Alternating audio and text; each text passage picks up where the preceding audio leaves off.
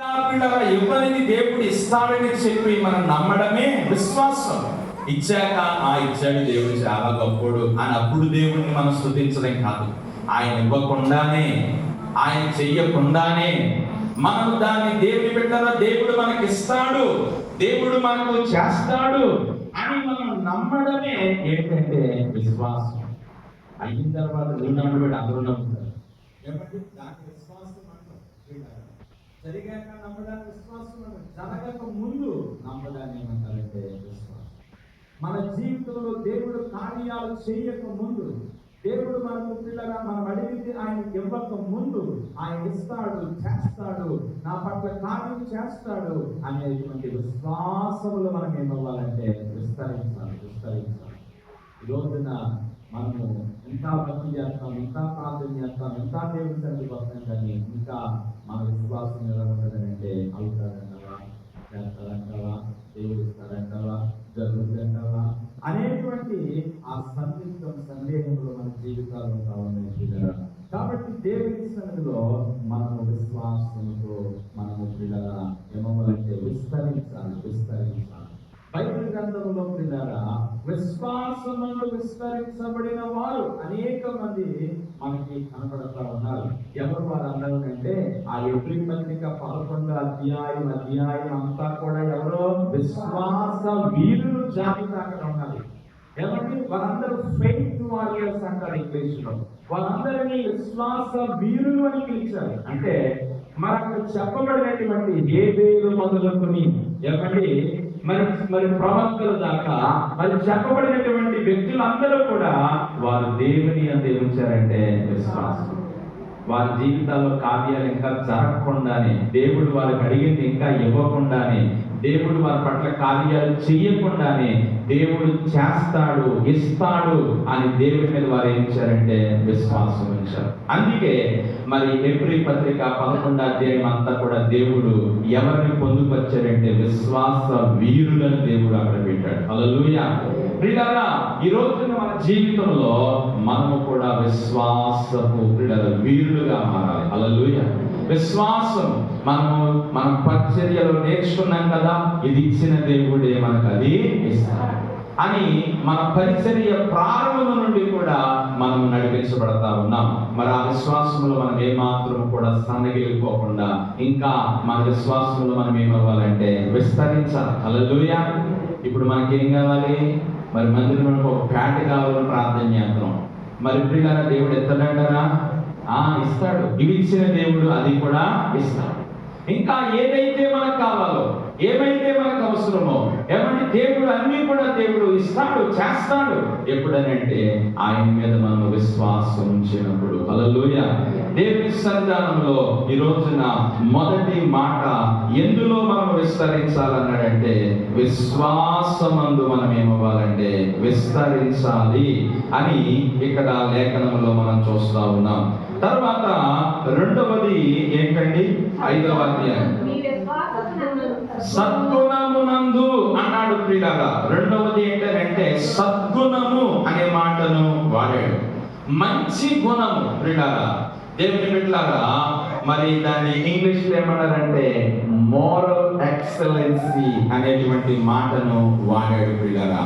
Moral excellency అనే మాట దేవుని వాక్యం చెప్తున్న మాట ఏంటో తెలుసా? మనము విశ్వాసమును విస్తరించాలి మొదటిది. రెండవది మనము సద్గుణమునందు విస్తరించాలి. సద్గుణము కలిగి ఉండాలి, మంచి గుణాన్ని కలిగి ఉండాలి, మంచి పిల్లల వ్యక్తిత్వాన్ని మనము కలిగి ఉండాలి, మంచి పిల్లల క్యారెక్టర్ మనం కలిగి ఉండాలి అని ప్రభుత్వాన్ని మనతో మాట్లాడుతున్నాడు. దాన్ని మరి ఇంకా చెప్పాలంటే యథార్థత, మంచితనం, నీతి, ఏమంటే నమ్మకత్వము, ఇవన్నీ కూడా దేనిలోకి వస్తాయంటే సద్గుణంలోనికి వస్తాయి. యథార్థవంతుడండి ఆయన, నీతిమంతుడండి ఆయన, మంచివాడండి ఆయన, చాలా నమ్మకమైన వాడండి. ప్రియులారా, ఇలాంటి గుణగణాలు మనం ఏమవ్వాలంటే విస్తరించాలి. ఈ రోజుల్లో చాలా మందిలో సద్గుణం ఉండట్లేదు, దుర్గుణాలు వస్తున్నాయి. చెడ్డవారు ఏమండి ఎలాంటి పనులు చేస్తారంటే భయంకరమైన నీచ కార్యాలు, అసహ్యమైన కార్యాలు, చెడు కార్యాలు, దేవునికి ఇష్టం లేని కార్యాలు, ఇలాంటి జీవితాలు చాలా మంది బ్రతుకుతా ఉన్నారు. కానీ ప్రభు అంటున్నాడు, సద్గుణమును మనము కలిగి ఉండాలి. హల్లెలూయా. మంచి గుణగణాన్ని కలిగి ఉండాలి ప్రియులారా. ఈ రోజున అందులో మనం విస్తరిస్తున్నామా? లోకంలో ప్రజలు సద్గుణం కలిగినటువంటి వారు చాలా తక్కువగా ఉన్నారు. చెడిపోయిన వారే, పాడైపోయిన వారే, ఏమంటే జీవితాలను భయంకరమైనటువంటి పాప జీవితాలకి అప్పగించుకుంటున్నటువంటి వారిగానే కనబడతా ఉన్నారు దేవుని బిడ్డలారా. అయితే ప్రభు మనల్ని ఏమంటాడంటే, మంచి గుణమునందు మనం ఏమవ్వాలంటే విస్తరించాలి. అందుకే ఒక అద్భుతమైన మాటను ప్రియులారా పేతురు గారు రాశారు. ఆ మాట చదువుదాం. పేతురు గారు రాసిన మొదటి పత్రిక 2వ అధ్యాయము 9వ వచనం చదవండి ప్రియులారా. అయితే మీరు చీకటిలో నుండి ఆశ్చర్యకరమైన తన వెలుగులోనికి మిమ్ములను పిలిచిన వాని గుణాతిశయముల ప్రచురము చేయు నిమిత్తము. చాలండి ప్రియులారా. మన దేవుడు పిలిచింది ఎందుకంటే దేవుని యొక్క గుణాతిశయములు మన ద్వారా ఏమవ్వాలంటే ప్రచురించబడాలి. ఏమండి, దేవుడు అంటే ఎలా ఉంటాడో, ఆయన ఎలాంటి వాడో, ఆయన ఎలాంటి మనిషి, ఎలాంటి వ్యక్తిత్వం కలిగిన వాడో, ఆయన లాంటి గుణాలు మనం ఏమో ఉండాలంటే కలిగి లోకానికి మనం ఏం చేయాలంటే ప్రచురించాలి. హల్లెలూయా. లోకానికి చూపించాలి. దేవుడు మనల్ని ఎన్నుకున్నాడే దానికోసం, దేవుడు మనల్ని ఏర్పాటు చేసుకున్నదే దానికోసం. చూడండి, ఒక కంపెనీకి రిప్రజెంటేటివ్స్ ఉంటారు, రాయబారు. వెళ్ళి ఆ కంపెనీ కోసం వారు చెప్పాలి, మా కంపెనీ ఎంత గొప్పదండి, ఈ మా వస్తువులు ఎలా ఉంటాయండి, ఇంకేమో లేదండి, ఇంక ప్రపంచంలో ఎక్కడ దొరకండి మీకు ఇలాంటి, అంత క్వాలిటీ అండి, అంత ఇదండి, అంత అదండి అని చెప్పేస్తే ఏంటంటారా, ఆ మాటలకి ఆ మనుషులు ఏం చేస్తారంటే ఆ వస్తువులు కొంటారు. సో ఆ కంపెనీ కోసం ఆ యొక్క రాయబారి చెప్పాలి, రిప్రజెంట్ చెప్పాలి ఆ వస్తువుల కోసం. ఆ కంపెనీలో ఏ వస్తువులు అయితే తయారవుతున్నాయో ఆ వస్తువుల కోసం అలాగే రిప్రజెంటివ్ గా మాట్లాడాలి. దేవుని బిడ్డలారా, దేవుడు మనల్ని కూడా ఈ లోకంలో ఆయనకు ప్రతినిధులుగా పెట్టుకున్నాడు. హల్లెలూయా. ఆయనకు ప్రతినిధులుగా పెట్టుకున్నాడు. ఆయన ఎలా ఉంటాడో మన జీవితం ద్వారా లోకానికి మనం ఏం చేయాలంటే చూపించాలి. మనము పిల్లల ఆయన గుణాలు మనం కలిగి, ఆయన లాంటి పిల్లల ఆ సద్గుణాలు మనం కలిగి మనం లోకానికి మనం దాన్ని చూపెట్టినట్లయితే అప్పుడు యేసు ప్రభువు ఇలా ఉంటాడా అని మన ద్వారా అనేక మందికి యేసు ప్రభువు తెలుస్తారు. హల్లెలూయా. కానీ విచారం ఏంటంటే ఈ రోజు నా లోకస్తులు ఎలా ఉంటున్నారో ప్రభువుని నమ్మిన వారు కూడా అలాగే ఉంటున్నారు. దేవుని గుణాలు మనం ప్రచురించలేకపోతున్నాం.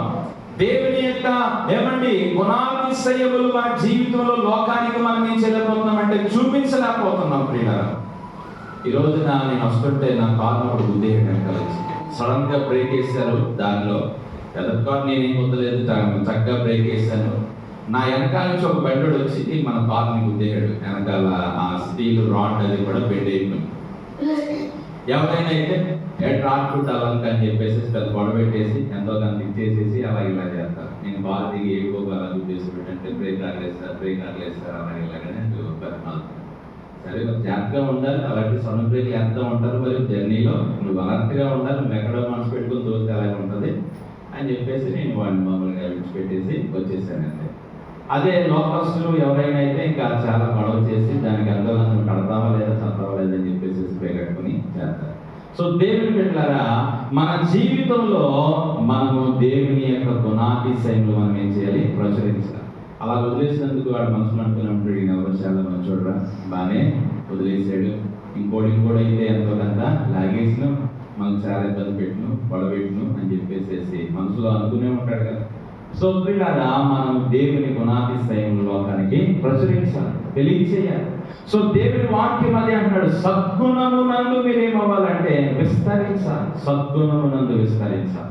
సో వాక్యంలో ఈ దినాన్ని అటువంటి గుణాలు మనం కలిగి ఉన్నామా లేదా అనేటువంటిది ప్రియులారా మనం తెలుసుకోవాల్సిన అవసరత ఎంతైనా ఉన్నదని ప్రభు ఈ దినాన్ని మనతో మాట్లాడుతూ ఉన్నాడు. బైబిల్ గ్రంథంలో ఈ సద్గుణము కలిగినటువంటి వ్యక్తులు చాలా మంది మనకి కనబడుతూ ఉన్నారు. దేవుని బిడ్డలారా, వాక్యంలో మనం చూసినట్లయితే ఒక మాట మనం చదువుతాం. ఎవరు ఆమె అంటే ఒక స్త్రీ గురించి నేను పిల్లగా ప్రభు చేత ప్రేరేపించబడతా ఉన్న మాట. మరి సమూయేలు మొదటి గ్రంథంలో మరి ఇక్కడ అబీగయలు, నాబాలు అబీగయలు అనేటువంటి భార్య భర్తలు ఉంటారు. అబీగయలు ఎలాంటిదని అంటే సమూయేలు మొదటి గ్రంథం 25:3 చూడండి.